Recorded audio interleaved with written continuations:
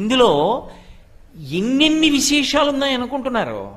నిజానికి అది ఒక రోజులో నీ చెప్పగలిగిన ప్రసంగం కాదు. అమ్మవారు అశ్వవాహనం మీద వెడుతూ ఉంటుంది. అమ్మవారు అశ్వవాహనం ఎక్కి వెళ్ళిందనుకోండి, లౌకికంగా మనం ఆ వాహనాన్ని కూడా పట్టుకుంటాం. కానీ మనసులో భావన అమ్మవారు అశ్వం మీద వెడుతోంది అని ఊహ చేస్తాం. గుర్రం ఎక్కి వెడుతున్న అమ్మవారు కనపడుతుంది మనకి. ఆవిడ భూమి మీద వెడుతోంది. ఆవిడ మీకు మొదటి రోజు ప్రసంగంలో చెప్పా, గుర్రం భూమిని తొక్కితే భూమి పవిత్రమవుతుంది. అమ్మవారు గుర్రం మీద వెడుతున్నప్పుడు మనం చూసామనుకోండి, ఇంద్రియాల్ని గుర్రాలతో పోలుస్తారు.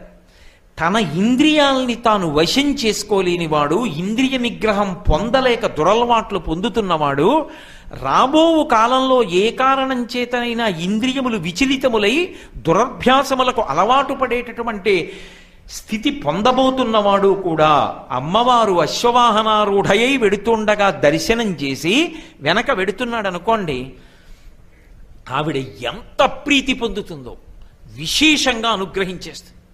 అదే తల్లి సింహవాహనారూఢయై వెడుతోందనుకోండి, సింహం మీద వెడుతోంది ఆవిడ.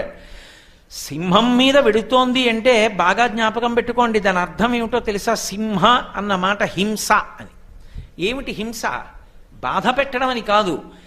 ఏ తల్లి మహాప్రళయమునందు సమస్తాన్ని కూడా శివుని యందు కలిపేస్తుందో ఆ తల్లి, మహాప్రళయమునందు సమస్త బ్రహ్మాండములను కలిపేయగలిగిన తల్లి ఏమివ్వలేదు.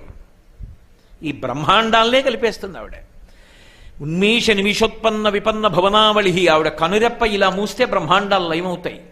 అంతటి శక్తి కలిగినటువంటి ఆదిశక్తి సింహవాహనారూఢయై వెడుతుండగా చూసి నమస్కరించి ఓ కాగడా పట్టుకున్నాడు, ఓ గొడుగు పట్టుకున్నాడు, నామం చెప్తూ వెంట వెళ్ళాడు, భజన చేశాడు, డప్పు కొట్టాడు, తాళం వేశాడు, కంజేరీ మోగించాడు, అథవా నిశ్శబ్దంగా నడుస్తూ వెంట వెళ్ళాడు.